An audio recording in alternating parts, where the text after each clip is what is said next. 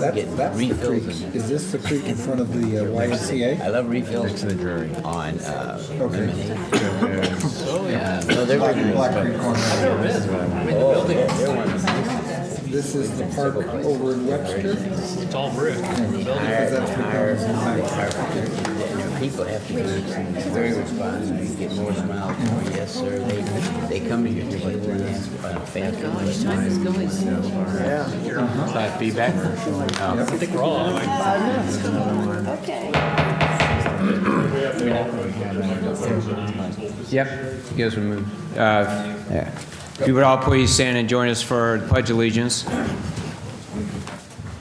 Pledge allegiance to the flag of the United States of America and to the republic for which it stands, one nation, under God, indivisible, with liberty and justice for all. Roll call, please. Alderman Harper. Here. Alderman Nguyen. Here. Alderman Robertson. Here. Alderman Kramer. Present. Alderman Tui. Here. Alderman Leahy. Here. Alderwoman Manister. Here. Alderwoman Saunders. Here. Thank you. Next item, approval of the agenda for the regular Board of Alderman meeting for January 5th, 2015. Any changes to the agenda? Motion? Motion to approve the agenda as submitted. Second? Second. All in favor, say aye. Aye. All opposed? Motion carries. Next item, consideration approval of the minutes from the special Board of Alderman meeting from December 15th, 2014. Any changes? The special board. Yes. Okay. Your Honor, if Why was that a special meeting? It's 15th actually was our just a schedule. regular meeting. It was a regular meeting. It says special on here, Yeah. but it's a regular meeting. If I may, Your Honor. Alderman Lee? I have a little bit of confusion that I'd like to clear up if I could with the board before we approve the minutes. I am looking at the city administrator's report that was issued on December 24th, in which one of the bills that is in front of us this evening establishes that we had a conversation on Monday night, December 15th. The Board of Aldermen directed staff to prepare legislation for the next meeting to expand this benefit to same-sex couples. And yet, in the minutes on December 15, there is absolutely no mention of discussion whatsoever on that pending action. So do the minutes need to be cleaned up to reflect it? Or was there really no discussion? Well, there was discussion. I mean, if you want to add that to the minutes, it's not, the city administrator's report doesn't have any bearing on the minutes, but if you want to add Page it. 4 of the minutes, Right. December the 15th, okay, first, page 4. second, third, fourth paragraph, under reports of committees and department heads. All right, It says Mayor Kelly also Yeah, I brought it up announced, under my report. as a follow-up to the previous meeting, the staff will be asked to present a resolution at the next meeting regarding same-sex marriage for employees for inclusion in the city's benefits, as done with police and fire pension. thank you. I missed that paragraph. Thank you. Your Honor, I'd like to make a motion at this time to approve the minutes for the December the 15th Board of Aldermen meeting. Second. Thank you. All in favor, say aye. Aye. All opposed? Motion carries. Next item, presentations and recognitions. There are none this evening. We have two, well, actually, I think unless the board would like to remove from hold the ordinance on the sign code, we could just leave the public hearing for the sign code changes for the next meeting, so people have a Mayor chance to review Kelly, that. the Yes. recommendation is that it be removed completely because it will be reintroduced when it is brought back. So we don't have the new ordinance tonight anyway? Okay, that's fine. Okay, so, but let's leave the public hearing open. That's what I'm getting at. Okay, that's fine. Okay. Next item, I'd like to gavel in a public hearing for a conditional use permit for site plan approval for the new fast food restaurant, Chick-fil-A, at the Deerberg Point project. Justin? Thank you. This request is for a conditional use permit and site plan approval at 8590 Eager Road. And I hope you all can see it in the back there. The parcel is fronts Eager Road and is part of the Brentwood Point development. It sits on an approximately 1.16 acre parcel that is zoned PD, Planned Development Overlay District. Under the city's zoning ordinance, As the proposal includes a drive-through, it does require a conditional use permit, therefore the public hearing this evening. The city commissioned the traffic study of the proposed use, and changes have been made to reflect the recommendations in the study, and the Planning and Zoning Commission has reviewed the request and made a recommendation of approval by a vote of 6-3. Okay. This time I'd like to open up to the public. If anybody would like to make some comments with respect to this conditional use permit, please come forward and give us your name and address. Hearing none, we'll close the public hearing. Next item, bids. There are none this evening. None. All right, thank you. Next item, hearing of any matters of public interest upon any persons present. If anybody would like to address the Board of Aldermen, please come forward and give us your name and address. Hearing none, we'll move into item 9, introduction, reading, and passage of bills. If I can have a motion for the first and second readings of bills number 5940. Well, you want to remove bill number 5919 altogether? Yes. We're going to have a new bill. Can I have a motion to remove bill number 5919? So I'll make maybe, that. Second, Your Honor. whatever way. First and second, all in favor say aye. Aye. All opposed, motion carries. Thank you.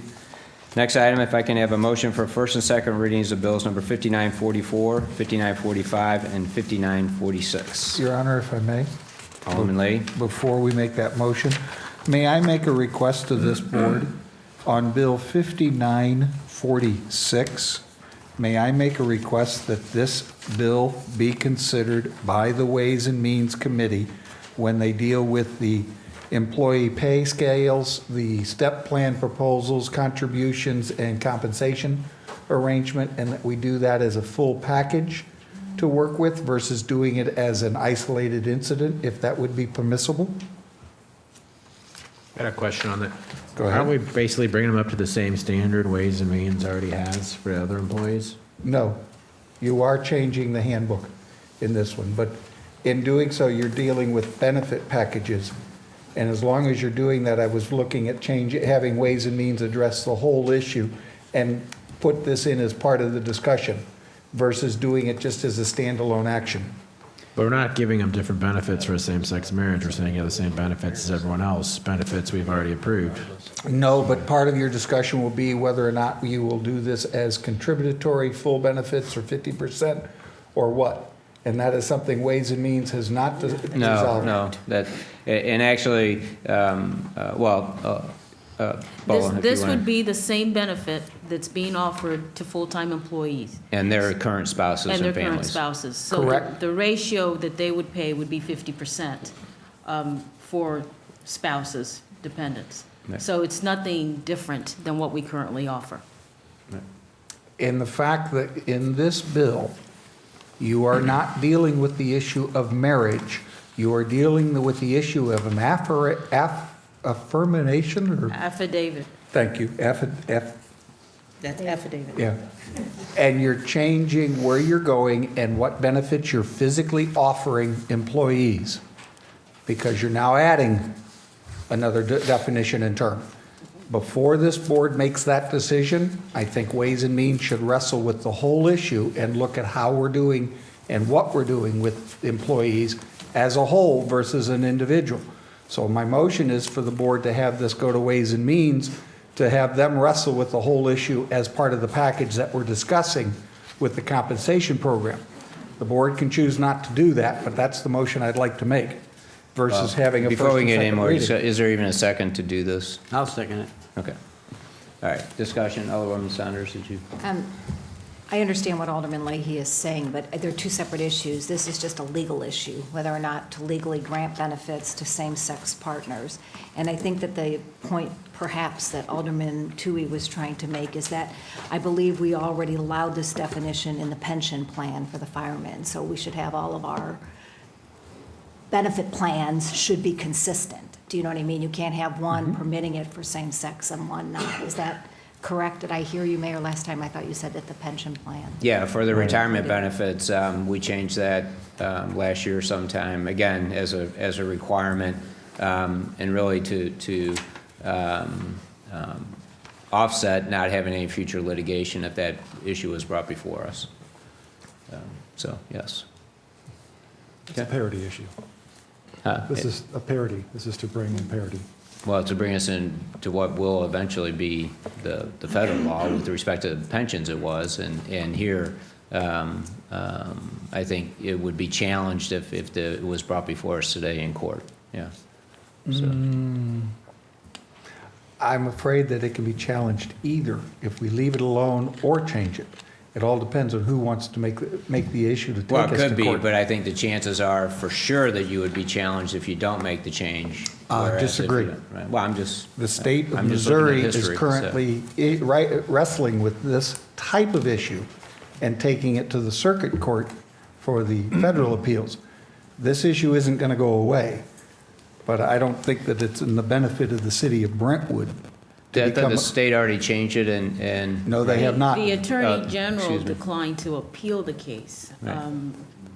So cities like City of St. Louis, who already put this into practice and accept those who provide such documents, they extend the benefits to them. And I think the research that we did indicated that of the 27 that are members of SLATE, 6 of them responded and indicated that they provide this service already. We also talked to SLATE, St. Louis Area Insurance Trust, and they indicated that what the city would need to show is individuals who are requesting this type of benefit, that they sign that declaration of domestic partnership form. Completely, well, it's in my opinion, that is different than what is currently happening with the state of Missouri. This board, when it was sworn in, each one of us swore that we would defend the Constitution and the state of Missouri's Constitution. Under the state of Missouri's Constitution, we deal with the issue of what defines marriage. What you're doing with this change in language to the employee handbook is establishing a domestic relationship in which there is no legal binding or finding of marriage, but just a, let me get the word, affidavit of relationship that is not otherwise from a signed document from the parties coming to the city as employee and spouse or significant other or better half or whatever term you want to use, which is currently not within our purview. The state of Missouri's wrestle right now in the legal courts is over whether or not the state of Missouri recognizes same-sex marriage or defines marriage as a man and a woman as they did in the statewide ballot that put it into the Constitution. There are currently 7 cases that are headed through the federal docket that will eventually, something is going to hit the Supreme Court that resolves the marriage issue. This bill asks to determine just in verbiage and tries to circumvent the definition of marriaging by getting just an affirmation as to relationships. There is no way in this current bill that the city can make any determination other than the affidavit handed to you that says, oh yeah, I'm in this relationship, but we can't establish when it happened or when it didn't. And in the documents that we ask them to sign, we specifically establish that they do not have to be married. We do not say that. If you look at Page the 2. Declaration of Domestic Partnership, under A, it says, "We currently reside together in an exclusive mutual commitment similar to marriage and have done so for at least the last 6 consecutive months, and each intend to continue the relationship indefinitely." Declaration of Domestic Partnership, page 1, section 1, declaration, line B. We are not married to each other or any other individual, statutory or common law, or neither of us is a member of any other domestic relationship. We don't ask them to be married. That's what this thing says. So like I said, I'd love this to go to the Ways and Means Committee to work through this versus just simply passing it this evening. Well, This okay. is the form that Blue Cross Blue Shields requires. The other form is the form. Form that Slate. We're gonna require, Slate, right. exactly. Okay. So I'll call for the question in a second, but I think you're actually saying 2 different things. Your motion is so it can go back and evaluate it under our Employee policy, benefits. employee handbook. but your statements are saying that we shouldn't do it because the state constitution and state laws in the state, so, which is really two different things. well- I think at this point, Your Honor, you're putting words in my mouth. well, I those are the established- arguments that you were No, using. I established that if you go this method, I'd ask this board to please define how it can take the oath of office and swear that it defends the state constitution by turning around and passing something that's contrary to it. How do you accomplish that? No, I don't think we're saying that they're married in there, under the. The city administrator just told me that we are, and I'm going, no, we're not. She just read it. So I'm saying there's enough confusion They're with signing the this. affidavit. There's right. enough confusion that I think the committee should wrestle with it before we pass it. All right, one more comment, Alderman Kramer. Your Honor, maybe we could hear from our city attorney on this topic. Have you had a chance to review this? I have reviewed it. I don't think it's in violation of the state constitution. I don't think it tampers with the definition of marriage in the state constitution, nor do I think it is promoting a marriage. It is just defining a class of people who are entitled to benefits under this plan, much as we did in our pension plan. Right. Okay, so I'll call for a question. Could I just ask one question? Oh, sure. One I'm more. sorry, you said last question. Did we approve this definition when the revised pension plan came before us? Is that when it was, or was this later inserted into the pension plan? They have a separate definition. I have Well, it was an in amendment here. to their plan. It was an amendment to the plan. Right, but do you know that's how we correct. had the amendment where we had the individual that came to make sure we were in compliance with the IRS or certain requirements, and now those proposal and changes came to us as a packet? And I was wondering, was this part of it, and did we approve it back then? We did, and it was part of those updates this past year. Right. I thought I had that definition of what's in the pension plan with me tonight, but So I'm fine if we discuss it at Ways and Means, but what I'm saying is you're definitely going to get yourself in trouble if you have one benefit plan saying one thing and our other manuals saying something else. I mean, we at least have to be on the same page. And I understand this is a hot button topic for people and it's a difficult topic, but for me personally, I'm a person of faith, and for me, marriage is within my church. That's what I recognize as marriage. But as far as two people, if they're in a committed relationship and it's just about distribution of assets, I really don't have any problem with them getting the assets they deserve. Do you know what I mean? To me, that is a legal-based thing. For me, marriage is faith-based, and, that's within the church, and that's what I see as recognized as marriage. But as far as trying to take away somebody's benefits or whatever, just because my particular faith doesn't recognize it, I just don't think that's correct. So, Okay. Roll call, please. Alderman Harper. This is to send it back to Ways and Means? This Right. is the Senate Ways and Means. No. Alderman Nguyen. Yes. Alderman Robertson. No. No. Alderman Kramer. No. Alderman Tui. No. Alderman Leahy. Yes. Alderman Manister. no. Alderman Saunders. Yes. Okay. Now, if I get a motion for first and second readings, bills number 5944, 5945, and 5946. So moved, Your Honor. And second? Second. First and second reading only. All in favor, say aye. Aye. All opposed, motion carries. First reading of bill number 5944. First reading, Bill number 5944 by title only, an ordinance granting approval of a site development plan and conditional use permit to Chick-fil-A, Inc. for a drive-through fast food restaurant at property numbered 8590 Eager Road, which permits under the provisions of Title IV, Chapter 400 of the Brentwood Code of Ordinances a development of that site, providing the conditions of such development and providing for the effective date of this ordinance. Okay. Synopsis, please.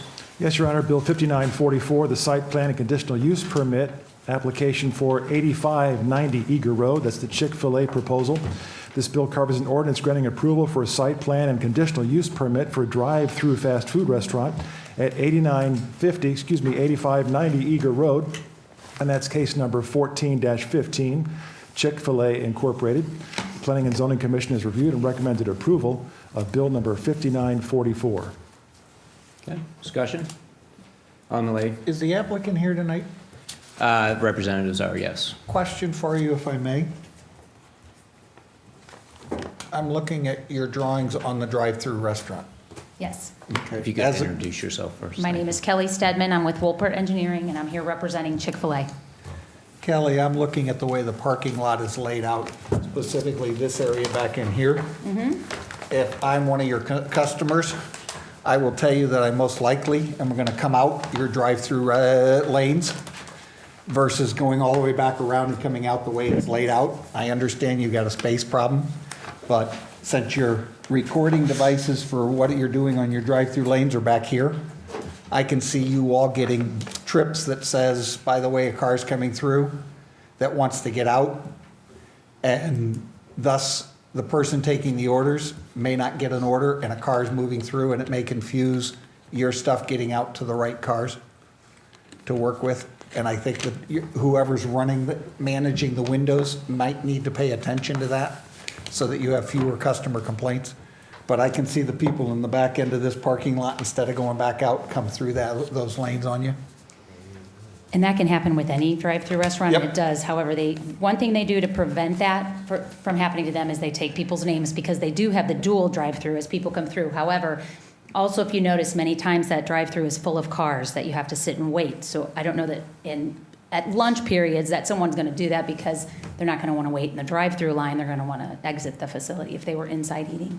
And they could also put up signs, no exit, or non-exit. Right, signage can be added. Just, If that's what- that's the only flaw that I see in your layout to work with. And that's a management process that you all, as the owners and running the business, are going to have to deal with. I've got a question. What made Chick-fil-A actually choose this location? Was it they thought this location fit their business model, or is it more of they're doing this to all the macaroni grills, and this is a great opportunity to take over another location? I think there's a combination of things. They've been looking in Brentwood for an opportune site for a long time. The traffic, the visibility, the center, the lease agreements that they're working with Deerbergs on. So there's a lot of things that led them to this site. Not just that it was a macaroni grill, it just happened to also be something that was up, leaving the area. So it presented a prime opportunity for Chick-fil-A, because it's a typical site that they choose in busy developments and along very busy, roadways. They actually, just sort of a little bit of history, they did look at another site very seriously about a year or so ago, actually in front of Home Depot, for an out parcel lot on their parking lot. Had the site plan drawn, talked to the city, could have worked, but McDonald's had a option where they could say yes or no to any new businesses coming onto the site, and McDonald's said no. So that kind of niched that deal. So, which is pretty common in a lease agreement with tenants. So we had another fast food restaurant. Let me back up a little bit. I know I want to clarify a couple things, and Kelly maybe say there because somebody has some other questions, but there have been a lot of what I would say rumors or comments going around that that there were pressure put on P&Z members by the fact that I guess that I attended the P&Z meetings and that they felt they had to vote certain ways, which I wholly disagree with. If somebody made that comment, it was in error. They need to understand that the mayor actually has a seat on the P&Z. And can attend every meeting if he feels need be. But also with this particular application, with some of the things and comments that I was hearing, that the reason for denial was that this wasn't a good enough business for this site, that we should have a better tenant there, kind of worried me as the mayor of our community. It's not our decision, it's not our responsibility to pick and choose the businesses if they meet the qualifications of our zoning codes. And so I did attend P&Z, and I explained my position that I think this is a good business for the city of Brentwood. It's something that I have not heard one resident tell me that they didn't want it. Most of them are asking when is it going to open. I can tell you that I haven't had as much comments about a business moving into Brentwood since we made the announcement that Trader Joe's was coming to Brentwood. And I think the community as a whole is very excited about this business. I don't understand when we all of a sudden got it in our heads as a community that we're too good for some kinds of businesses. One comment at P&Z was that there's thousands of other sites in Brentwood for Chick-fil-A. Well, I would disagree with that. Along the Brentwood Boulevard corridor, Manchester, almost any place you would put that, you'd be back in that drive-through window and that facility up to residential property, which makes it a lot more difficult and a lot more, I would say, a bigger impact on our community. This center is designed for this type of business. The exits and entrances were designed for that. Chick-fil-A has done everything that was asked of them through the P&Z process. They meet the 11 criteria of the conditional use permit, and our regulations and codes say that if it meets those regulations, the city, the board, will approve the application. And it's just very discouraging when there's a lot of behind-the-scenes meetings going on. I've been very public at my meetings and my comments with respect to this application. And I think a lot of things have been taken out of context, and because there's a certain element or a certain group that feel that we can do better than this. One of the comments in an email that was forwarded to the Board of Aldermen, not to me, but was forwarded to the Board of Aldermen, John Geppert said that, Jim Leahy pointed out that in early December that all the businesses coming to the St. Louis market look at the St. Louis area and they say that they want to look at either Chesterfield or Brentwood. And that's true. It's the Brentwood market area. Chesterfield already has a Chick-fil-A, and actually is working on building a second one right now, almost a mile and a half away from the existing one that they have there already. So, this is a good business. It's a good corporate citizen. Talk to any community where they exist. They're very involved in their communities. They do a lot for the schools. They do a lot for private or nonprofit organizations in their communities, and they want to be part of it.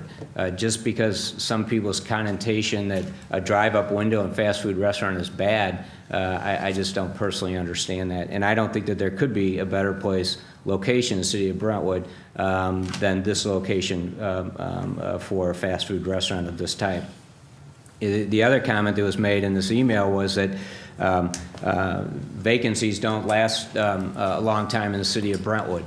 Again, it was pointed out that we were able to have Micro Center and both Trader Joe's come to the city of Brentwood. What was not pointed out in the email, and maybe he didn't understand it, but it took 2 years to Trader Joe's to the city of Brentwood. We went with them 2 years in a row out at the ICSC convention and met with their representatives to try to persuade them to come to our community. Micro Center, it took 8 years. That was the first and the fourth site that they looked at in the city of Brentwood.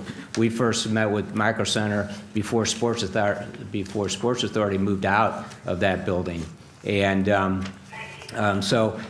getting good tenants and getting good businesses doesn't happen overnight. Most communities, De Pere has a Chick-fil-A, Chesterfield has a Chick-fil-A, Creve Coeur, or Chesterfield, Creve Coeur has one.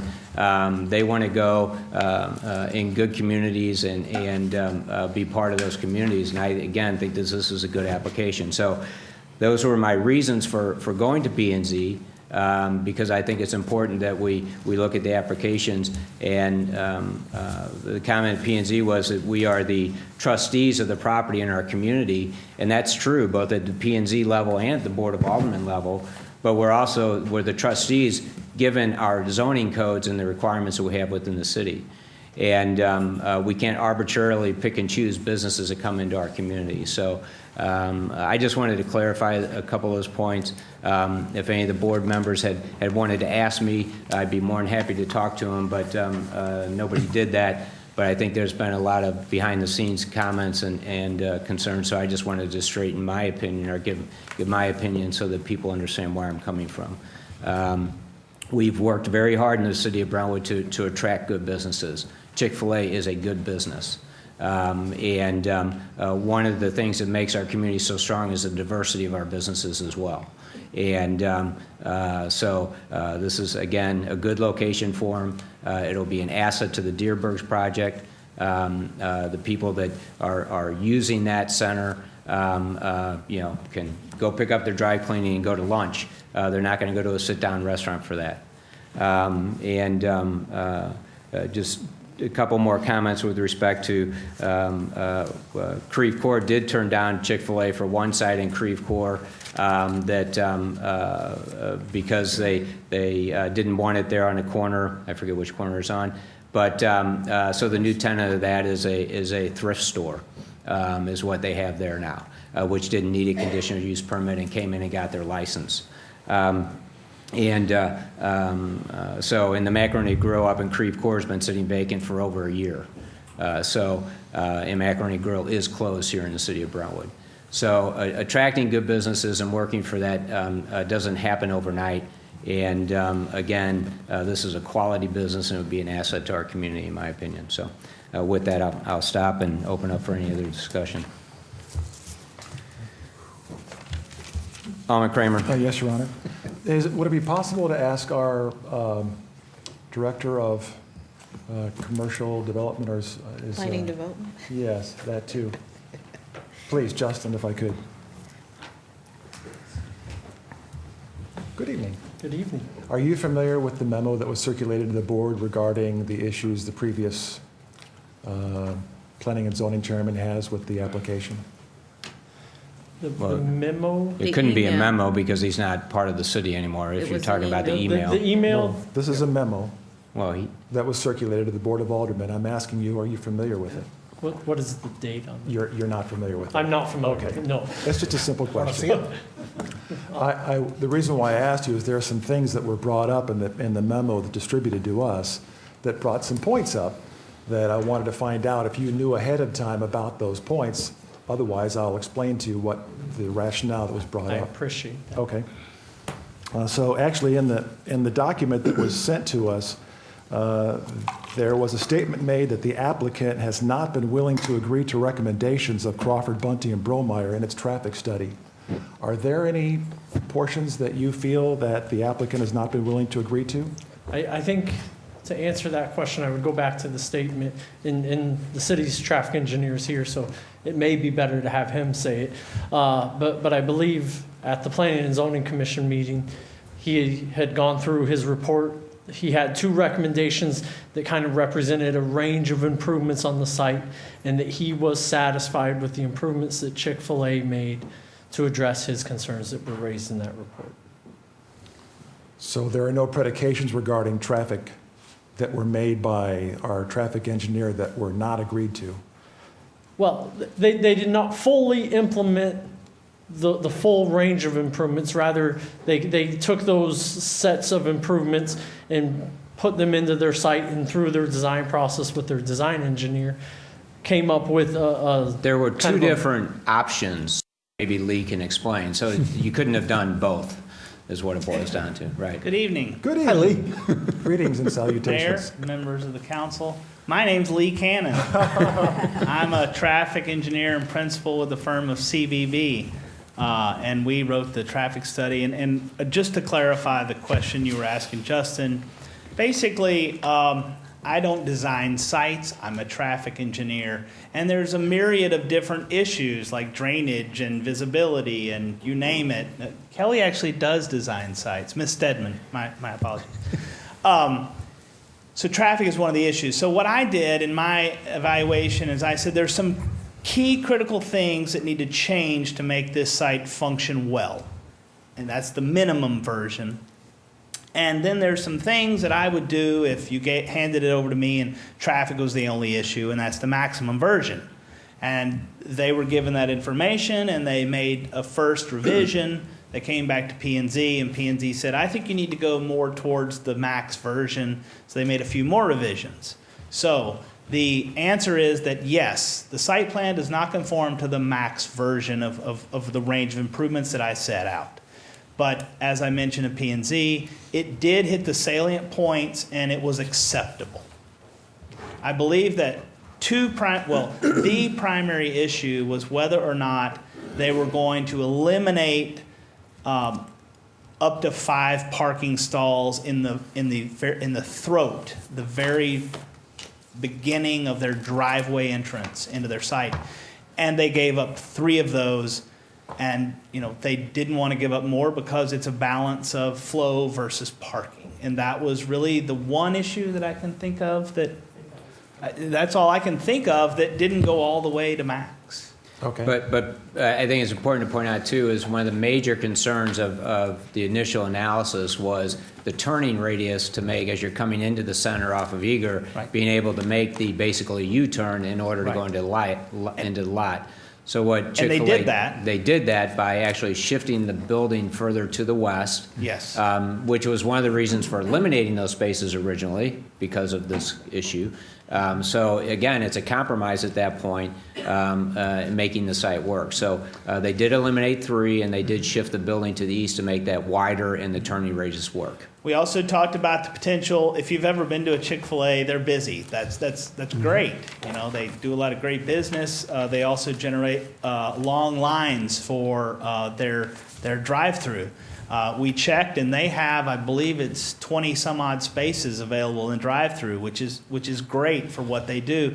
They should be able to, for most of the peak rushes on a daily basis, keep all the drive-through cars and the drive-through lanes outside the parking area. Now, from one busy day, they may spill back into that far end of the parking area, but they did that.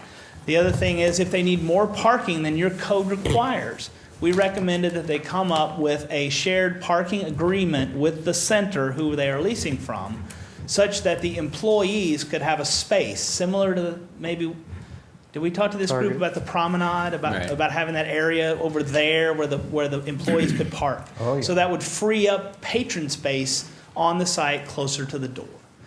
And those are just some And that of the is part of things. conditional use permit. And it's right. our understanding that they did do that. Yep. So they did almost all of those things. I think the one issue came down to that parking, giving up 3 instead of all the way to 5. Okay. Thank you. I've got a question. What about the additional? I just have two more points, if I could, for Justin. Thank you for standing by. One of the other points that was brought up in the memo, Justin, was that it says the site coverage of the proposed development exceeds that allowed by code. The district regulations, the PD district regulations, have a maximum site coverage of 65%. But then there's a provision immediately following that saying if you provide high-quality landscaping, low walls, terraces, berms, or earth sculptures, or pedestrian facilities, plazas, that you can request a bonus that would take you up to 80%. So the current Macaroni Grill has that same bonus on the site. Their coverage is right at 80%. There's a little bit of rounding in there. The proposed Chick-fil-A comes in at 77%.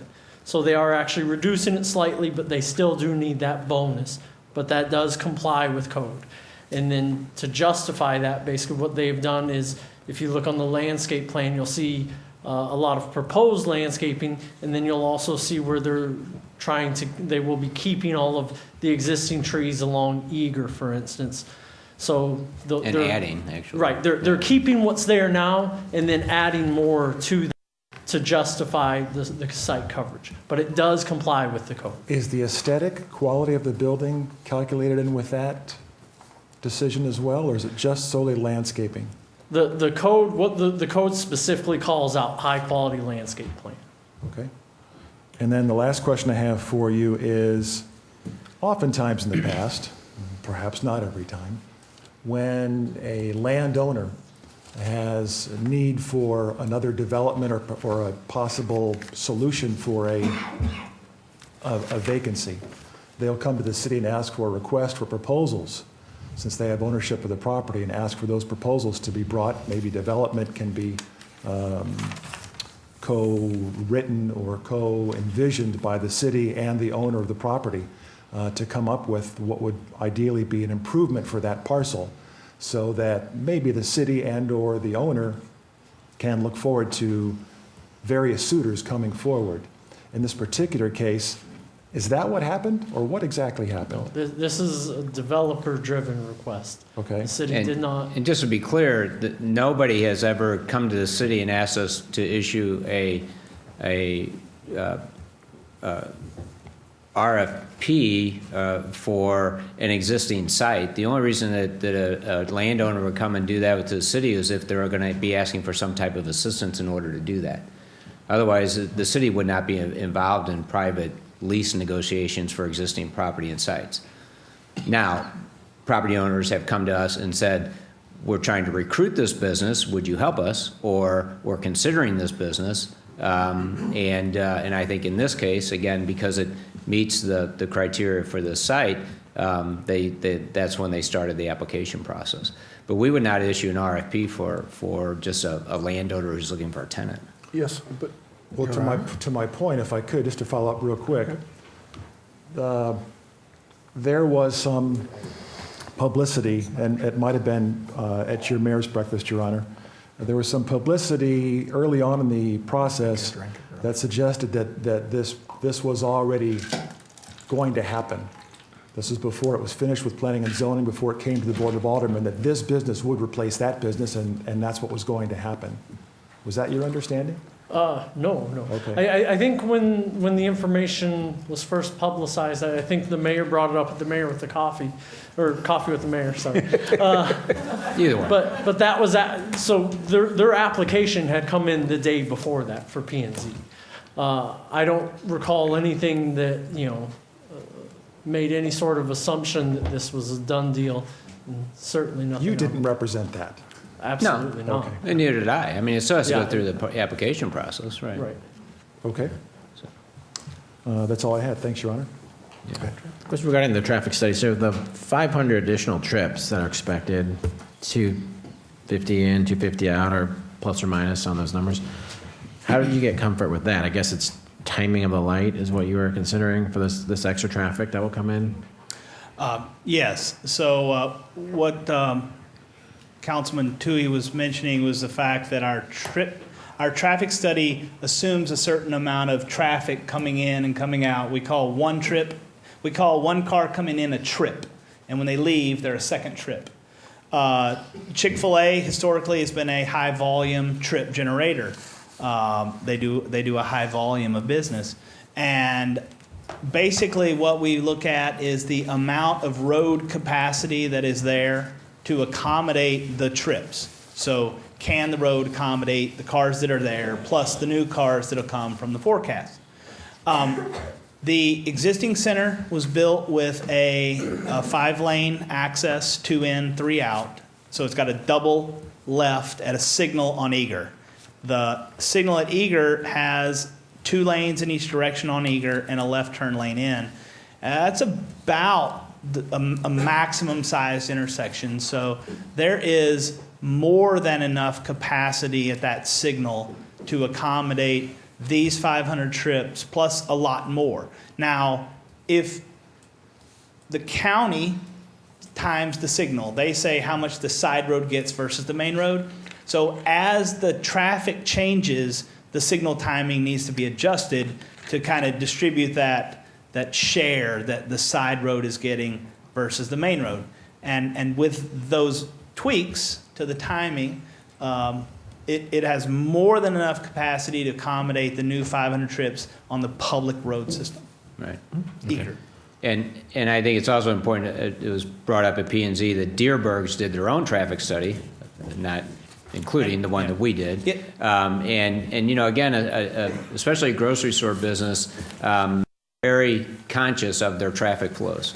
Probably more so than a lot of businesses because of the amount of trips that people take going in and out. So, and they're okay with this tenant being on that site, which I think is key as well. So there's actually been 2 traffic studies done that supported this. Mr. Deerberg is extremely focused on traffic issues, and the city dealt with him when they built the Brentwood, the center, Brentwood Point. And so I feel very confident that he wouldn't do anything that he didn't feel was good for his business. Anything that would affect the grocery store negatively wouldn't be worth putting on the site, even though there'd be an income, a lease income from the site. Was there any analysis about how it would affect Eager Road, basically the strip between Hanley and Brentwood Boulevard? Just in very general terms, in the fact that when we look at Eager Road, and just for historical basis, CBB has done the traffic studies from when Eager Road was 2 lanes, and we did the traffic study for the Promenade, Dearbird's Point, the Meridian, and then back over to Brentwood Square, and then we were the traffic engineers on I-64 when it was redone with the new interchange. So very, very familiar issues, and just from a historical perspective, and then looking at this site in and of itself, it'll have a there'll be more traffic, 500 more cars, but in the scheme of things, it will not negatively impact Eager Road from Hanley to Brentwood. Okay. So yes, but in more of a planning look, not a technical analysis perspective, but I am fully confident that it will have no impact on Eager Road based on that experience. Okay. Alderman Sanders? Can I ask you, Lee, the other developments that you've done our studies on, the Promenade, for instance, did the traffic study pan out relatively what you had predicted it would, or was it great or much greater than what you thought? I think it's about what we expected. Now, keep in mind that it is our job as traffic engineers to identify. We assume that you're going to approve the development, and the development's going to generate the traffic. So it's my job to figure out what changes or improvements have to occur on the road system to make it work. Does that make sense? So if I said that you could build all 3 of those developments and leave Eager Road 2 lanes or 3, it would have broke, okay? But our recommendation was it has to be 5 lanes or it won't work. We also made a recommendation, working with the city, that there was a need to maintain a connection between Eager Road and Hanley in however we could. And so that underpass was put under Hanley with what we call affectionately the jug handle. So those were all the types of things that had to be done so that these developments would be successful. Each development also added a traffic signal with 2 left turn lanes out of each one of those to be able to push traffic back towards the west. So with all of those traffic studies that I mentioned previously, CBB was working for a private developer. And we did the work, we made the recommendations, city ultimately made the developer build those improvements to accommodate their traffic. With this particular traffic study, I should have mentioned this from the get-go, I am working for the city. I am the city's traffic engineer.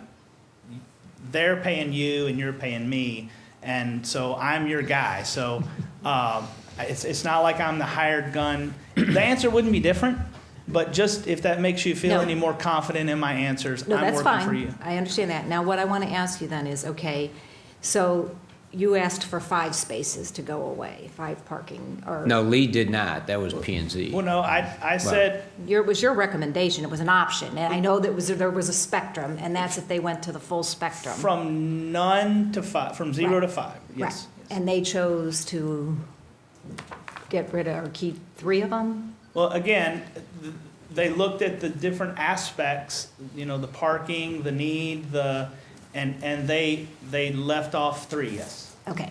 And what I want to ask you is, what was the concern with where those parking, maybe you can point out to me where the parking spaces are here, and what was your concern with those parking spaces? Leaving those off. What problem would it cause if they had not left them off? Is this on? Yeah. Right. So these are sketches out of the traffic study.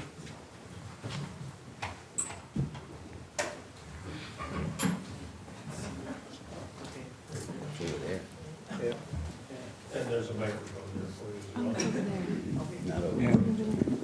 All right. So this is option 2, this is the Min study. Can you see that? No, but I'll look at it. Okay. Look over your shoulder. So my primary concern in looking at this situation was the fact that as the vehicle came southbound to turn right in and made this U-turn movement, that this throat area here would require that vehicle cross the middle of the 28-foot aisle. So in this condition, I just merely suggested that they remark the 28-foot aisle with a 16-foot inbound lane and a 12-foot outbound lane. Now, I also suggested that one other option was to take this entire driveway and shift it over a few feet. And that's what this is, which, as you can see from here to here, they shifted it over. And this is actually what they did. So they moved it over, and that allows, as you can see, this vehicle path to sweep in and not have to cross the center line, which allows these outbound vehicles to move out. Now, as you can see on this drawing, number 5 space is about right here. It's not actually on the drawing because they didn't have it actually to begin with. So the 5 spaces on the max option were 2 on the inbound side, which were to help with the inbound flow, and 2 originally, which became 3 on the outbound side. So their current plan got rid of 1, 2, and 3 and left these 2 in place. And my plan 2 didn't get rid of it, well, it got rid of 1 because this is 1 right here. So again, this, in my opinion, option 2 was a viable minimum improvement option. They met me with my minimum to maximum, closer to the max than the min, with the consideration that 2 parking spaces is very important to having enough parking for their business. And that's right here, is that? Yes, yes. So 1 and 2 and 3, and then 4 and 5 remained. Okay. But Lee, and correct me if I'm wrong, you never, in either one of your plans, you never said eliminate 5 parking spaces. That recommendation came from a couple of P&Z members. Well, right, that's an interpretation of my recommendations. Right. And again, what I said was, here's the minimum I think you should do, and if it can be done and it doesn't affect other things negatively, here's what you could do, and they're in here somewhere. Okay. So they're both acceptable. The reason I asked this question is, I had explained at the meeting before that, conditional use are administrative processes, and if you meet, it doesn't matter whether I like Chick-fil-A or not, or whether I want this restaurant versus that. If they meet the criteria, then we have to, then they're approved. What my concern is that when you give suggestions like that to help with the traffic, what safeguard do we have when you're giving a conditional use permit if the traffic turns out to be a lot more than what we anticipated? So for instance, what if it's more than 500 and Eager can't handle that traffic coming in at that turn? What safeguard do we as a city have to deal with that? Because what I've seen, and I've worked for a developer before, you do these traffic counts and you estimate them, but they always tend to be higher than what it is on paper. And where does the traffic go if it exceeds, and do we have a backup plan in the event that this is a lot more traffic than we're anticipating? Especially like on Eager, getting in and out of this development is pretty easy. There's 3 access points. You can go back to Hanley Industrial, 2 lighted entrances, that's good.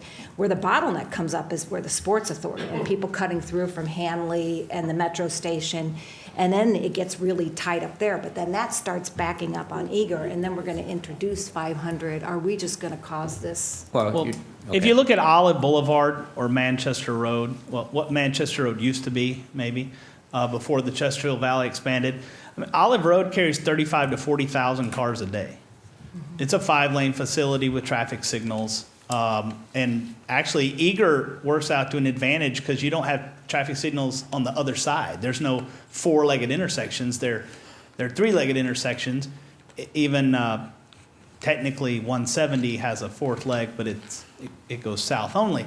So the capacity of Eager Road is way more than what the current volume is. You could put 3 Chick-fil-A's on Eager Road and the volume would still be fine on the roadway. Now, it might be more congested. It would be more congested than it is today. But that 5-lane road has a lot of surplus capacity.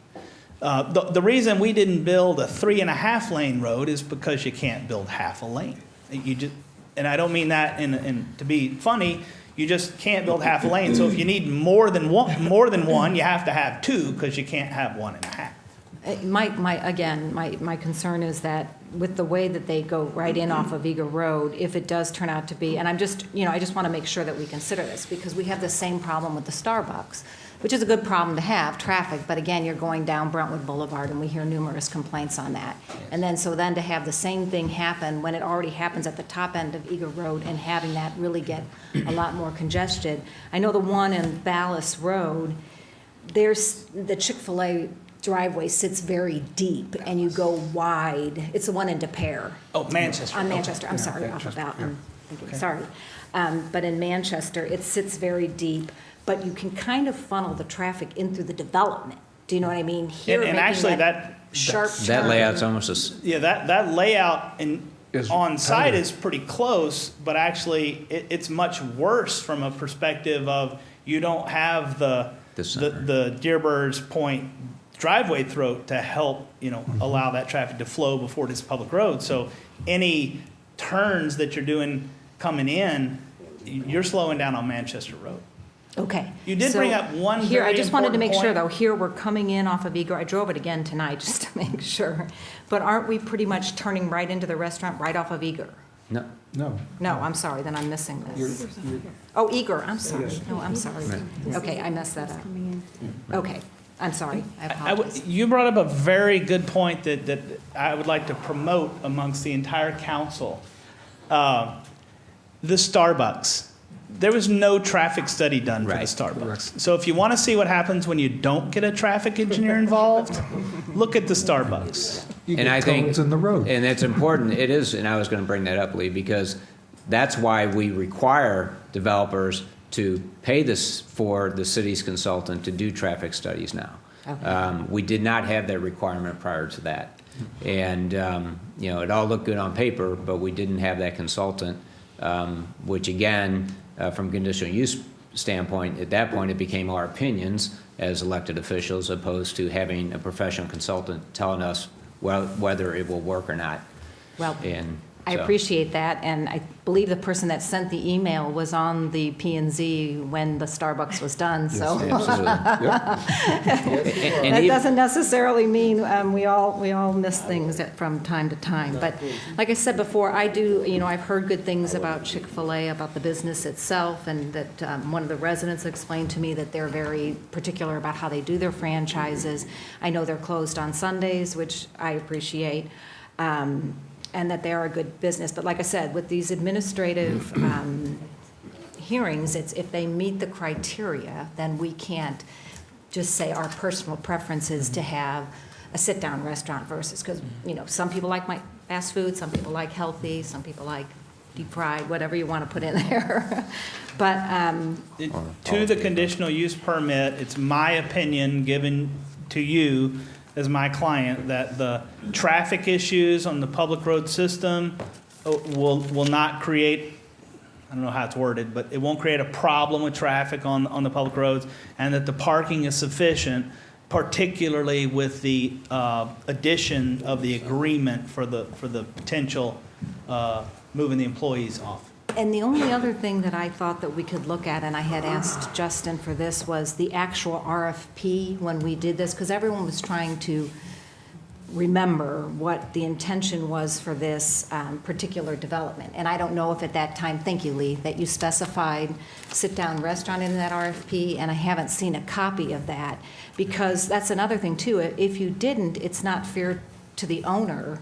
Do you know what I mean? To Right. say, this is what we want, and when they bought in, they didn't know that their hands were tied. So it would have been, for me, helpful to see the RFP, but so far, I just asked for it today, so. Well, but again, I think what the RFP originally for the city of Brentwood, when we issued that and did that analysis in selecting Deerbergs, they had a site plan that then they presented as part of that RFP requirement. All they had there was a square that said restaurant. Okay. It didn't specify sit down. It didn't, to my recollection, but it would just say restaurant. Just as with all of the other space that they had in the center, it was different size retail spaces. It could be built to different size uses, just a total amount of retail space. So, which then that's how you go into your calculation of how much parking do they need and so forth. Okay. And that's another thing I wanted to point out, because, people keep throwing in, oh, well, we got this problem with the promenade and parking spaces in Brentwood Square for that matter. And on one hand, it is a good problem to have. But remember, at that time, those developments were built to our code. And so the alternative would have been at the time, and this is something the city could do, we could change the parking space requirements in the city of Brentwood, okay, so that, to make the size of the parking spaces bigger, but those parking spaces were built to our code.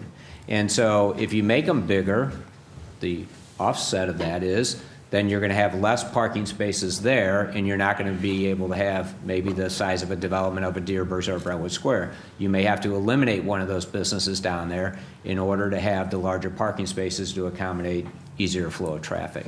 So there's always a balance when you're analyzing these things. So, and again, with those applications, when those RFPs were brought before the city, P&Z first, and then the Board of Aldermen. They're all built to code. It's just that, it was based on the size of spaces that they have, and again, the city was abiding by our city codes when we approved them.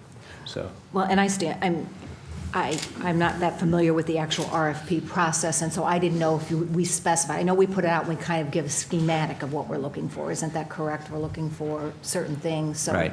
I didn't know whether we specified that or not in the RFP.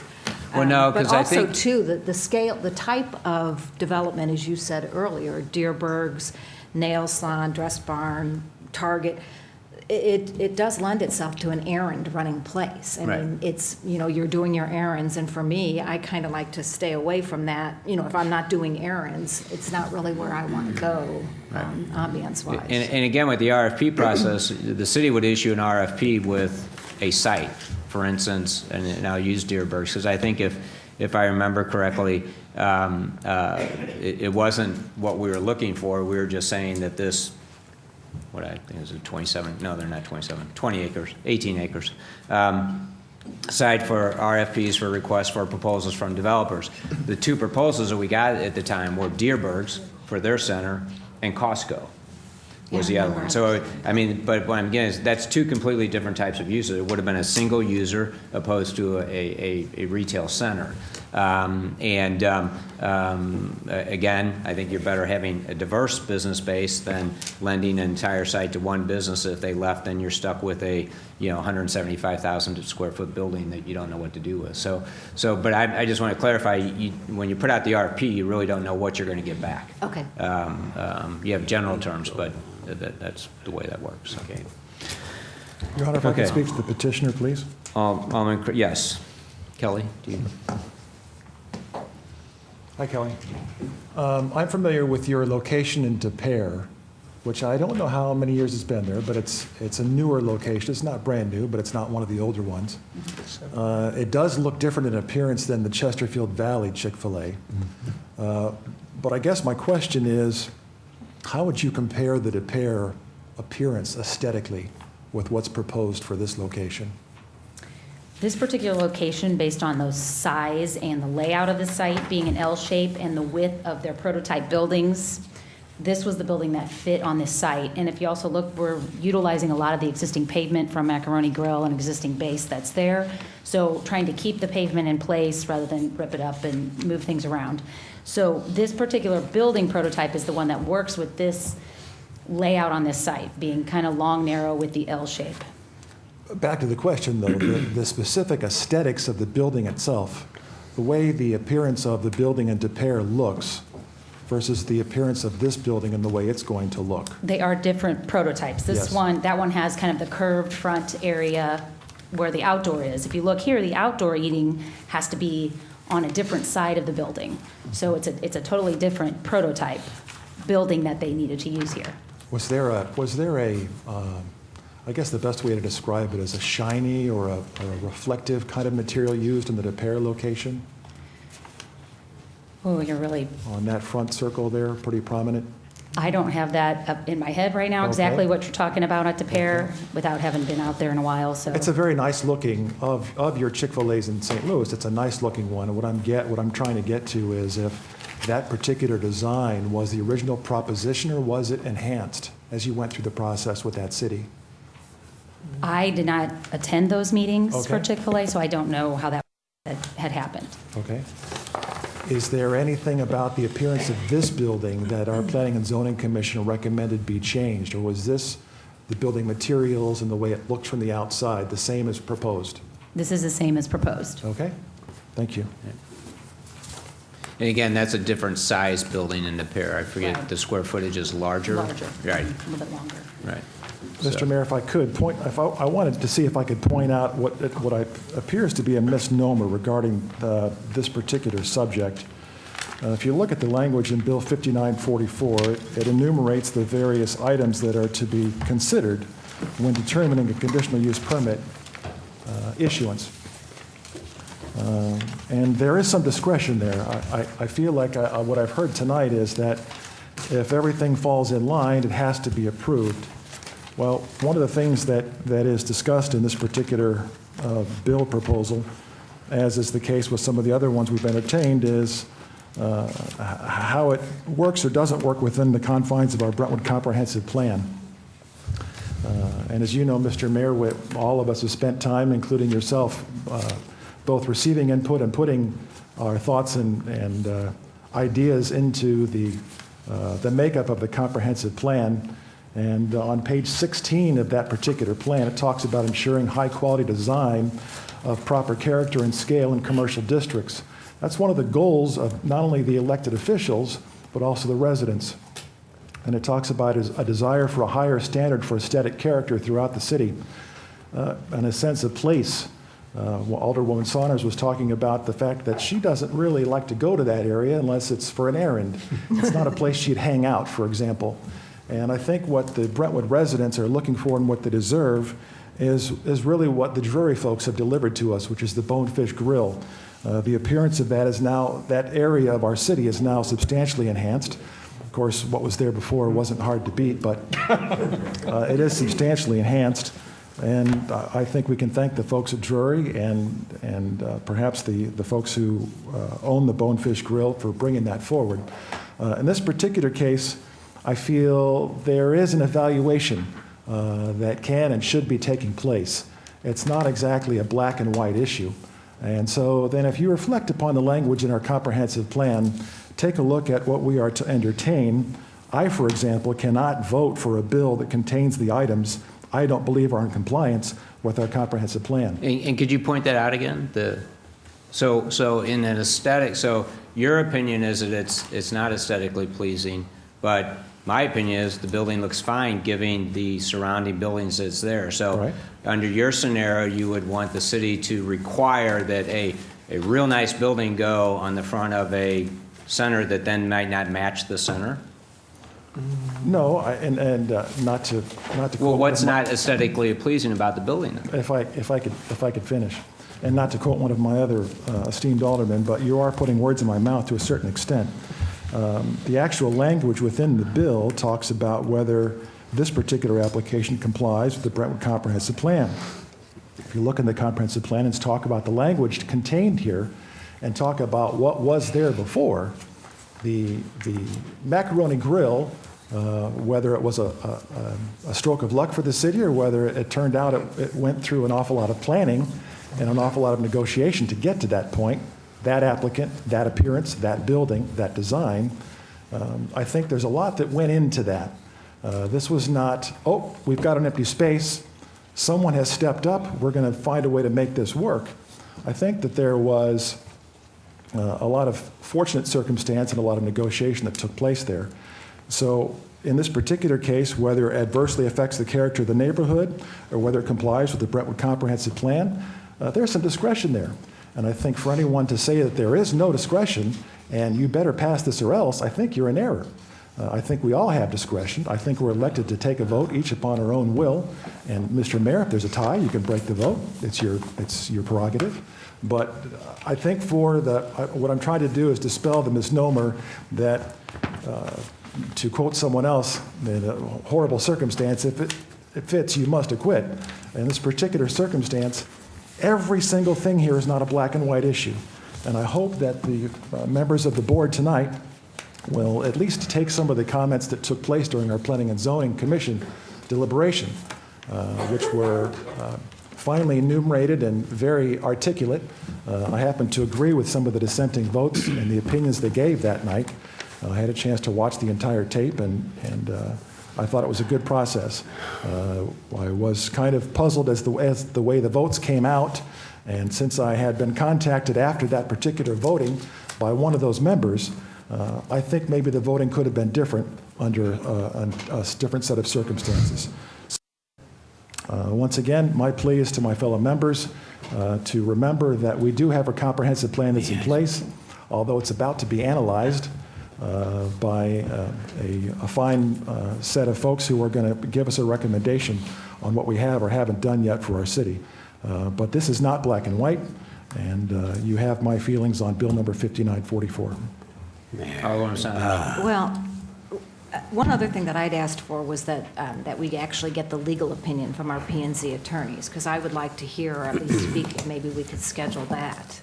And I would be happy to meet with them. I requested it, but Justin said that we didn't obtain one. I guess that there's enough understanding, but it seems to me that there is some confusion among conditional use permits and what I had been told by our attorneys versus what maybe some other interpretations are. Comprehensive plan, 2006, supposed to be worked every year, updated in 2011. That's a shame that we didn't update that, because then we wouldn't be having all of these questions. We'd kind of have it more defined. But can you tell me what then should go, like what's the vision for that particular area with regards to Deerberg's Dress Barn? I mean, what is the vision then, or what is more aesthetically in keeping or with the comprehensive plan? What goes there then, or how does that, the new proposed versus what was there? I mean, how do you see that then with the comprehensive plan? Are you posing that question to me? Yes. Your Honor, if it's okay, I'm happy Sure. to respond. I was actually on Planning and Zoning at the time that application took place for the Brentwood Point. And as I mentioned, I think it was a fortunate set of circumstances that the application came through the way that it did with that restaurant where it is and as long as it's been there. We've been very fortunate there. And I think but for the company itself, it would still be there. It's a nice location. There's a lot of traffic on that particular road. I don't see the parking lot empty too many times. I'm not privy to the exact sales numbers for that exact location. But looking at two different issues. One, the applicant that's before us today, they have different prototypes, which is the word that's been used this evening. They have other presentations. I don't know if you're familiar with the location in Des Peres, but to me it's substantially more upscale than the location that we have presented for us today. And I don't mean to disparage the applicant, but the elevations that I've seen in the proposal that's come before us here this evening is a lot more similar to a Quick Trip than it is to the restaurant that was there before. The restaurant that was there before, or actually the building that's still existing, the aesthetic quality and character on the outside of that building, as well as the interior of that building, are substantially different than what's proposed before us this evening. And then, therefore, you go back and look at the comprehensive plan, and if you look at what the residents and what the elected officials talked about back then was a desire for a higher standard of aesthetic character throughout the city. So this is not a higher standard, in my opinion, and that's my vote. So I think. But can I ask a question then, just as a clarification? Is it not a higher standard because it has a drive-up window, or is it not a higher standard because you just don't like the way the building looks? Your Honor, I think that each of us are called to make that determination ourselves in terms of what But is I'm the asking higher a question. standard. I'm telling you, the exterior appearance of that building is a step backwards aesthetically from what's there right now. That's your opinion. Well, you asked me for it. Right, I just want to be clear. Okay. That's what we're entitled, we're supposed to do that. Okay. That's what we're elected to do. I'd like, Alderman Nguyen. I have sat here and listened to all this stuff. I guess I'm a simple person. I don't know. But I'm lost in all this. I remember when my kids used to think going to Velvet Freeze was a great thing here in Brentwood. They weren't disparaged. They didn't come and say, Dad, that doesn't meet the standards. They were happy to get the ice cream. And I'm thinking, people are going to go get Chick-fil-A. I imagine of all these families in there, every one of them probably make a trip there. We'll go. I like Chick-fil-A. Where else can you get? But I say, if you're worried about crowds, go on Sunday. There's no crowds. There's no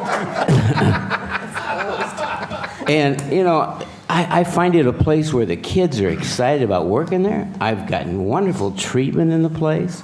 It adds, the kids can get a job locally.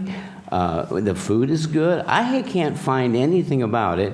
And truthfully, I have to say, and I know I was the only one to be on the Architects Review Board for 2 months. They didn't want me. But really, you know, I don't meet up to their standards, but I don't care. Personally, if it's a clean building, it's built well, and it's got a nice front, and there's doors and everything, so you can get in and out. That's a good thing. You know, it doesn't have to. I guess that's what my heart is saying. Here's people who want to come here and put a business that's going to be loved by everybody. I mean, I guarantee you that most of the city is going to love this building, and they're going to love it, and they're not going to have their kids drive on by because the building look good. It's just another part of a great big complex of stores. And that's what I'm just saying. I think we got to get to it. I'm ready to vote anytime you want to vote. But, you know, and life is getting shorter for me.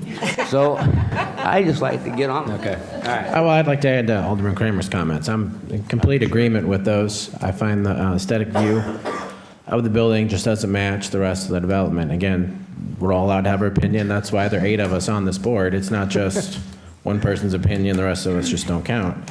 Additionally, you proposed a question, is it the view or is it the drive-through? I have major issues with the drive-through itself. I think, again, if you look at the conditional use permit, it talks about preserving the character. I think that is a downgrade to the character of the building. We're reducing the character of the development. And, you know, the comment's also been made, this is one of the most exciting restaurants I've come to Brentwood. I would disagree that I see Bonefish as the most exciting. I constantly see people tagging from Facebook how excited they are. I highly doubt we're going to see people tagging in, I went to Chick-fil-A drive-through on their Facebook account or other forms of social media. Additionally, I do agree, though, that as far as the fast food drive-through era or type of restaurant, that Chick-fil-A is one of the better ones. I think, no doubt. But nothing lasts forever. There's no guarantee that that is always going to be in place. And what happens if that business does go dark, and then all of a sudden we've set a standard saying that we think drive-through restaurants are acceptable? What happens when that's Taco Bell or Burger King or something we don't think has the same standard? What does that do to the rest of the development? And I think those are concerns. We have to examine worst-case scenario. And I just feel like there's a sense of, well, this is great. We're going to fill an empty building and generate more revenue. We're not really doing the due diligence as far as what could go wrong and analyzing that. Well, the only standard, and again, after this, we'll have second reading, but the only standard or precedent that we're going to be setting is in denying the application. If Chick-fil-A is to go there and you know, in a few years the building goes dark, I find highly unlikely. But if that did happen, any new applicant would have to come in and go through this process again in order to reuse that site with a drive-through window. So the conditional use permit is not transferable. The precedent you are setting by denying this application when it meets the criteria we can play games and put our opinions in, but staff's recommendation and as a professional city planner says that it meets our comprehensive plan, which I believe it does. You can pick any sentence out of the comprehensive plan and make something that work, I guess. The precedent you're going to be setting is that you're telling the developing world, or the developers within the world and the businesses in the world, that Brentwood is not a welcoming community. The only reason that we were able, we have been able to attract businesses here is because, again, in this email that said that we shouldn't be worried about lawsuits by voting no on this, and that's been thrown out there before. I would like to see if somebody could please show me, at least in the 22 years I've been here, where an application's been brought before the city that met all the criteria of a conditional use permit or met our city codes, and the P&Z first recommended no or yes, and then the city voted it down. It just doesn't happen, because we're supposed to follow the processes within our code. So, I mean, you have a right to your opinion, and I don't agree with it. But as elected officials, we're supposed to take the recommendations of our professional staff, and our staff says that it meets the criteria of the conditional use permit, which is a public record. And we can justify it however we want, but my opinion is that it does meet that, and we have an obligation to approve the application. So, Can I just ask one real quick? Yes. What is the surface? Usually we'll get colored renderings. What is it that the surfaces that you're objecting about, Alderman Kramer? Is that not brick? Is it not? What is the surface? It strikes me more like a Quick Trip. What is that? The type and colored material. The type and colored material. It's the lack of materials that are a lot more in keeping with the style and character of the existing building that's there, the quality of the character of the building that's there. So do you have the color renderings? Like the PetSmart? Do you have the, It's what a is the detriment to PetSmart doesn't face Eager Road, Your Honor. Well, you said the center. I'm just trying to make What- sure it fits in with the center. Can I ask you, what is this material? What color and what Let's is ask it? the applicant. But I mean, do you know? The Weren't there pictures that I've color- seen are that it's a reddish brick. The center Look is. at the larger plan set that you have. I believe it's the last 2 pages of that have the color elevations on it. Could I just interject that we're trying to make aesthetic judgments on a building that have absolutely no bearing on this application. Right. Oh, I On know. a building that I is just wanted to ask undoubtedly them going to what it was. change radically, no matter who takes the building or site, it's not going to be the same building. Right. In my opinion, an all-brick building with steel detailing like the kind of architectural detailing that I got here maximizes the use of that design language. I'm not an architect, I'm a contractor, but it's commonly accepted that all-brick buildings are much better than painted CMU buildings like Office Max and PetSmart are now, that Ultimate Electronics was. I think this is a higher aesthetic than the rest of the center, and it's not relevant to the discussion because it does meet the codes. And if we do vote it down, we are really inviting a large lawsuit that's going to cost the residents of the city of Brentwood a lot of money, and we're going to lose because we will be wrong. That's my say- comment on the whole thing. 2 of the votes from P&Z are both, 2 of the 3 votes against it are both attorneys. I think they all have a higher opinion and understanding of what we could and couldn't get sued for. And if they have the courage to come out and vote against it, I don't think we should try and be lawyers if we're not. Well, I don't think there's only Well- lawyers. I think when the comments are made that because we can have a better business or that we're setting a precedent, those are mistaken comments, and those are the kind of comments. No one's saying better business. We're just saying the right fit for that development. But that's not our choice. That's exactly the point. If you read the conditional use permit, it says to protect the character of the development. It's Which is continuously right, in Which that is a conditional use standard permit. suburban, interstate associated retail development. This is a much higher standard than most retail developments along interstate highways. All right, one more comment, Alderman Lee. Thank you, Your Honor. If I can just remind the board just a little bit of my side digging.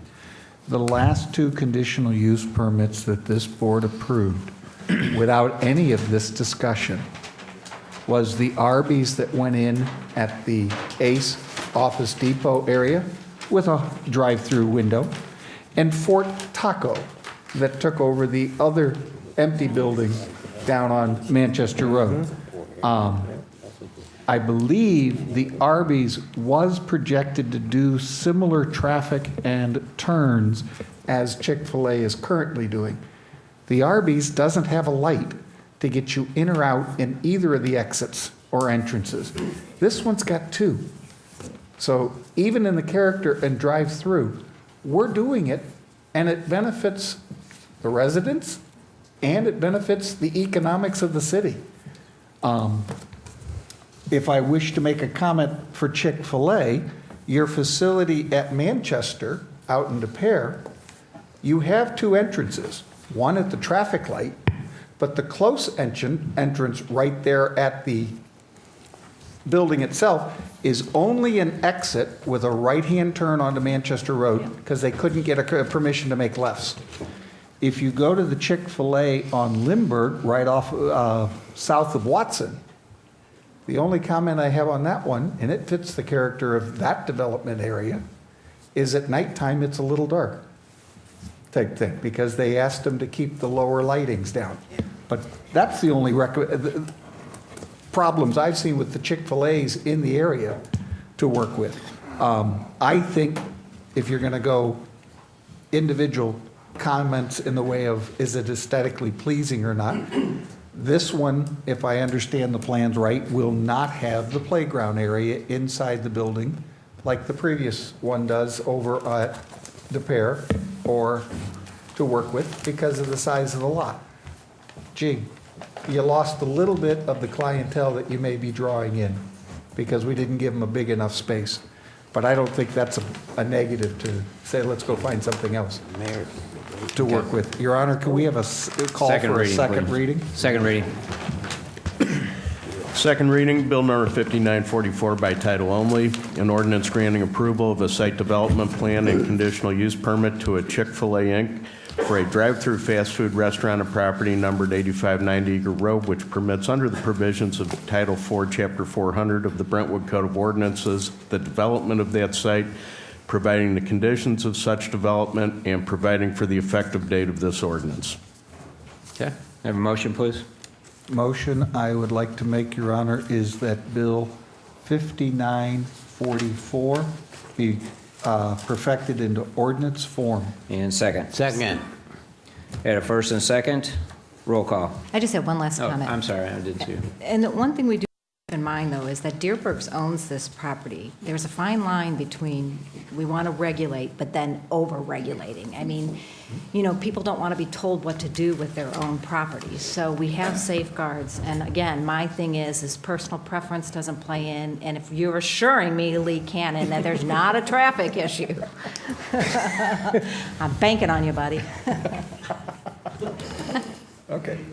Could I also say, in terms of the argument from the comprehensive plan and higher use and kind of related to a walkable community and things like that, how many outside seats did Macaroni Grill have?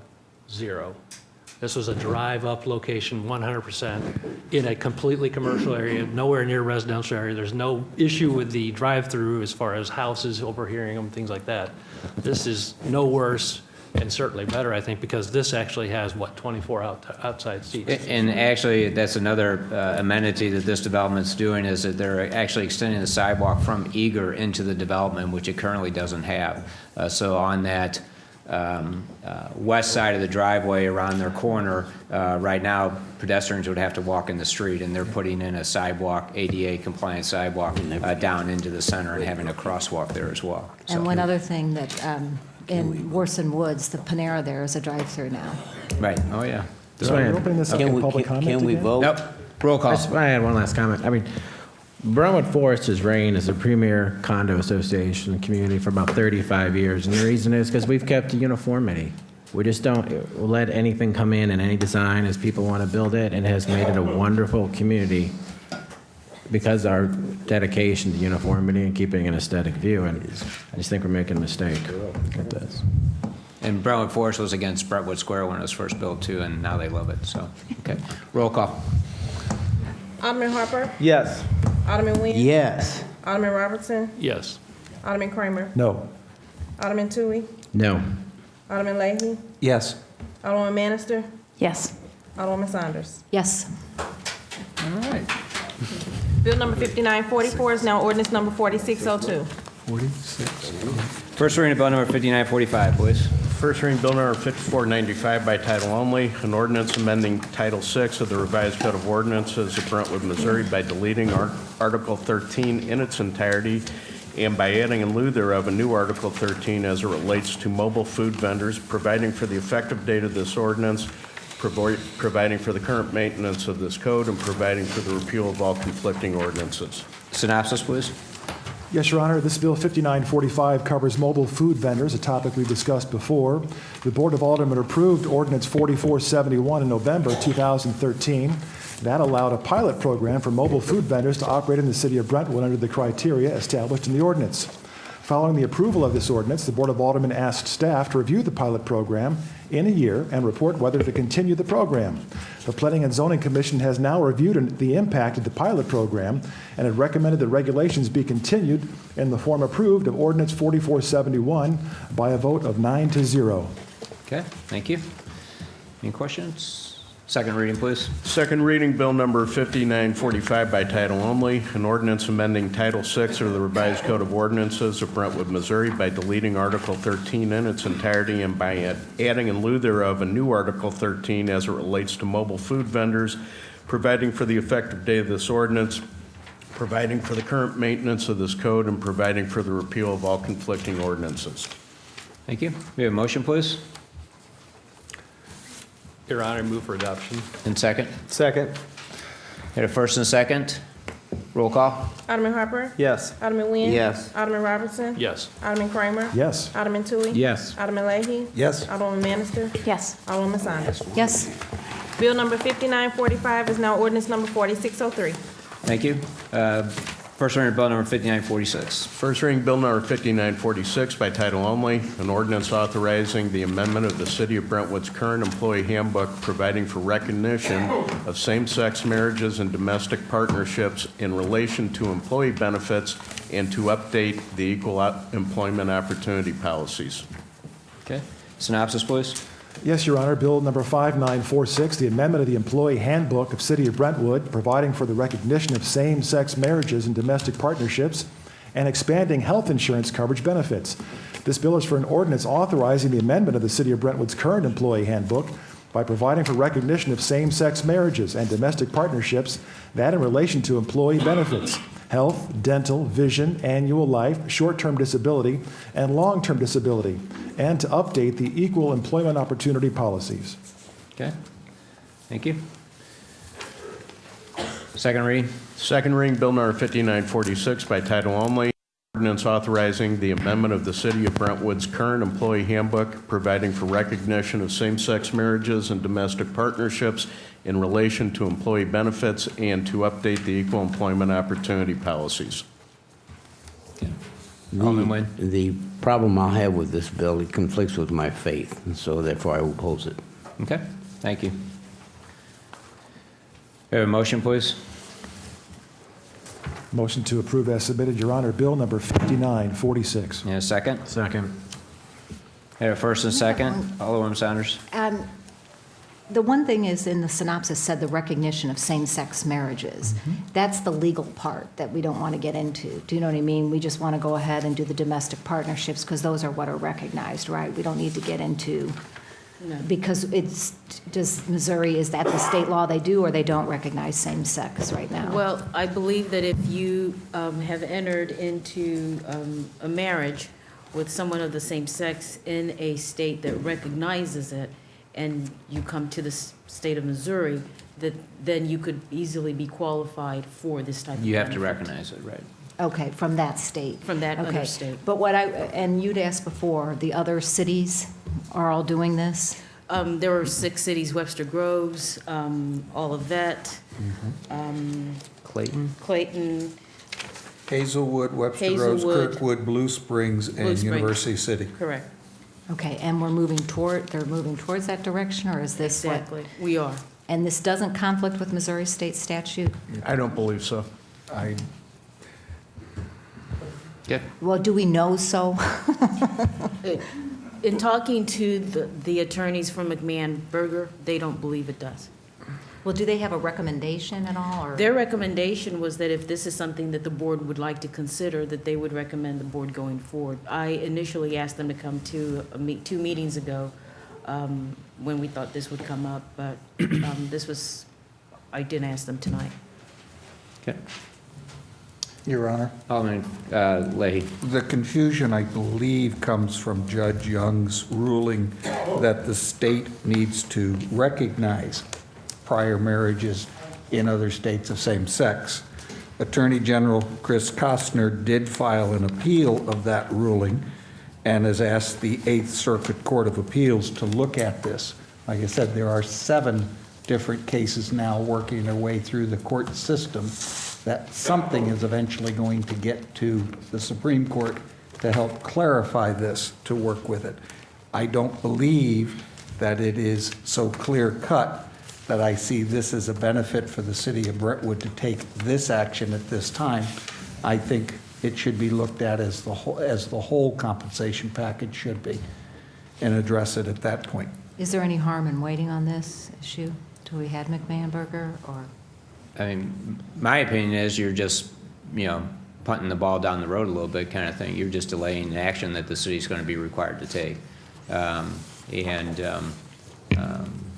Just as the Police and Firemen's Pension Fund, the recommendations from our attorneys at that point, or in those meetings, were that, it's going to, if you want to be ahead of the ball on this instead of getting involved by a lawsuit because somebody says you're not offering them the benefits that they're, they believe that they're entitled to. So I just think it'd be best to call, well, we already had that debate whether we should put on hold anyway, so let's. Your Honor, let's ask the simple question again. I'm not aware of any situation here in the city of Brentwood by any of the employees currently employed by the city of Brentwood that makes this a necessity that we need to address this here and now, right now. Unless you know of something I'm not aware of. Well, I don't think we're going to dig that into people's personal lives. Well, Additionally, but you're basically, you are, because you're going to ask your employees, if you wish to take a benefit of this benefit, you need to come in with the affidavits and sign it and go through the process to get this arrangement. we're also having future candidates not want to apply here, so we're turning them away. No, you're not turning it because you're not addressing the issue. But right now, I don't see a harm to the city of Brentwood to delay taking action till the state and the federal level get this issue all sorted out. I don't think Brentwood has to be. The document that was provided by the city administrator and the stuff established a couple communities that have accomplished this. There are 91 here in the St. Louis County. The only ones that I really interact with are those who have professional managers in those cities. So those are the 27, and of those 27, I think 5 of them are in this area. In my conversation with McMahon Berger, they indicate that the best time to address these issues are before they become an issue. The cities that's listed in here, without me stating which one it is, it came to the forefront for them because they had a number of employees who were then requesting it. All right. Can we vote? Yes. Roll call, please. Alderman Harper? Yes. Alderman Nguyen? No.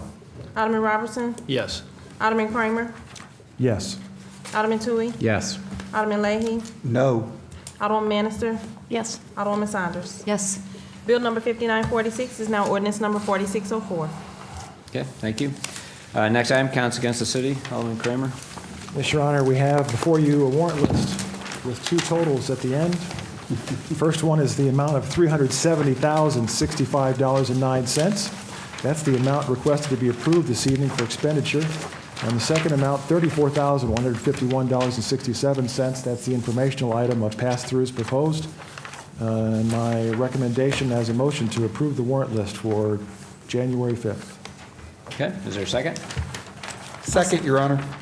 Any questions? All in favor, say aye. Aye. All opposed, motion carries. Next item, reports of committee and department heads under the mayor's report.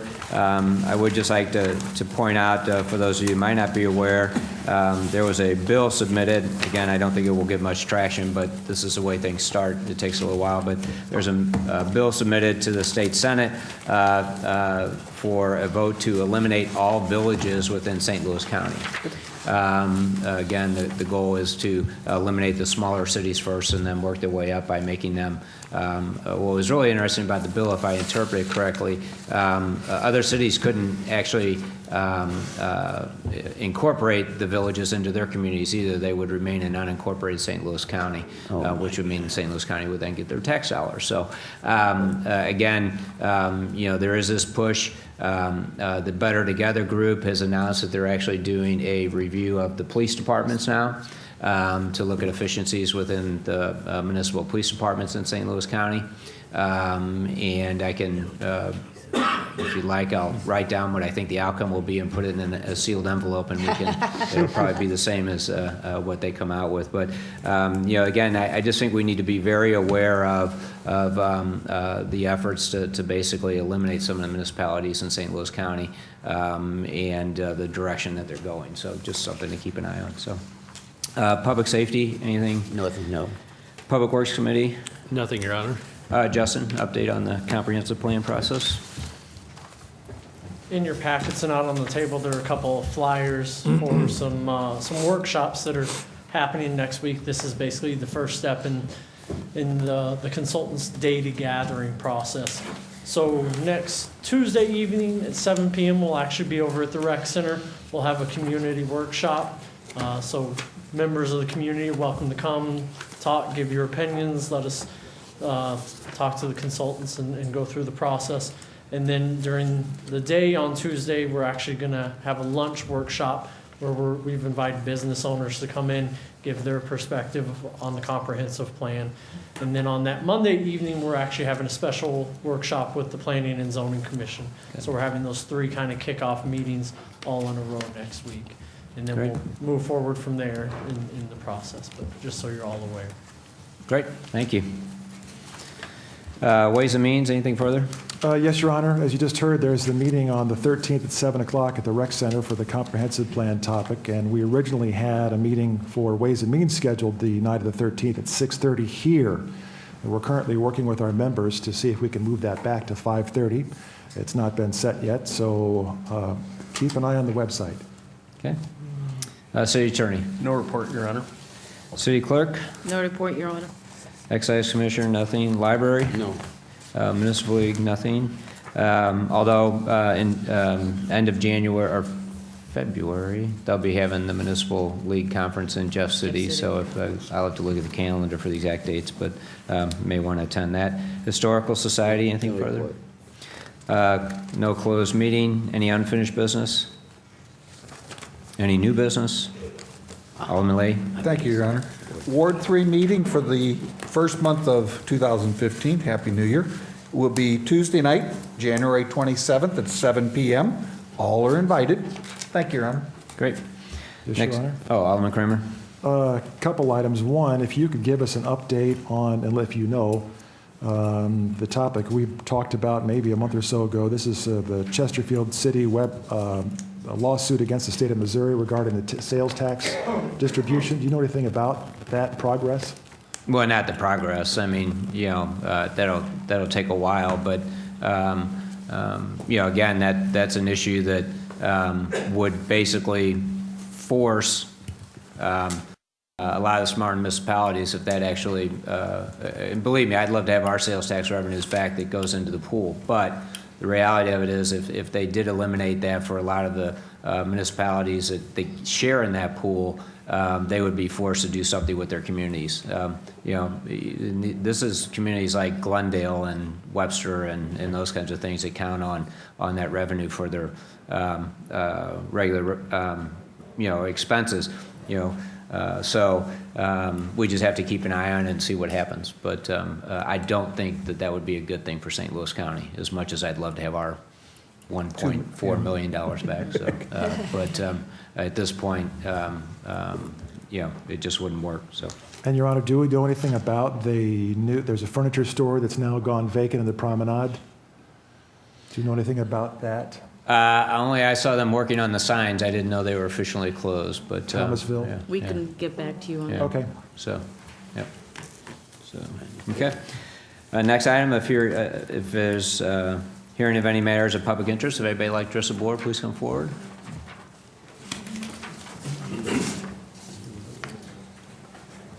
David Dimmitt, 9104 Pine. I just want to, I know you haven't spent enough time on the Chick-fil-A application, so I thought I would just say one quick thing about it. And that is just, I feel like I needed to, not necessarily clear my name, but I was one of the no votes on the P&Z. And it had nothing to do with my dislike of Chick-fil-A. It's not that I looked at the 11 factors, and there was a finding of fact that all 11 factors were satisfied, and I still said no. That wasn't it at all. Alderman Kramer, you're absolutely right. There's a tremendous amount of discretion that is given to us when we look at those 11 factors and we try to make a determination on those. I didn't think that all 11 factors were satisfied. I had questions with 4 or 5 of those. So to your point, Alderwoman Sanders, that's why I was able to vote no on it, because I didn't think that they satisfied all of those. So I just want to make sure you all understood from where I was coming on that. Thank you. It'd be good, though, if we had those, why you feel like they're not satisfied. I know listening to the tapes and stuff, but Yeah, we don't have specific findings of fact on all 11 factors. I don't know if that's permissible or not, but in the 8 years that I've done that, we don't sit down and take the 11 and say, yes, it will substantially increase traffic congestion or it will not. We don't then go to the second one. It's a highly, highly subjective process. Right. Is what I'm saying. right. Does that make Okay. sense? Yeah, I don't know that it's supposed to be that subjective is what I'm uncertain about, which I'll check with the P&Z attorneys. Okay. Thank you. Oh, no. Susan Ryan, Pine. I don't really have my thoughts together, but I wrote down a bunch of things that I heard, because I think there's a lot of inconsistency across this board as far as your examples, as far as how it is you approach, and it's subjective based on your personal preference. I've sat here for 3 years and listened to each of you come up with your personal preference, what you wanted, based on the particular applicant. So there is a lot of subjectivity. There is a lot of discretion. And to say that we have to approve an application is confusing to me based on what I have sat and listened to for 3+ years. To say that we can't do anything, we can't be arbitrary and pick and choose a business. We can't discuss our personal preference. And maybe Boys Hope, Girls Hope was a little bit different. But from an audience perspective, I sat here and listened to everybody's personal preference, whether or not it was a dorm and various other considerations. I'm not saying it was right or it was wrong, but I am saying I have sat here and listened to the very flip of what it is that you're discussing today. I hope that when we do talk about the comprehensive plan, I hope that there is really some vision on what we want as a characteristic of our neighborhoods, of this community.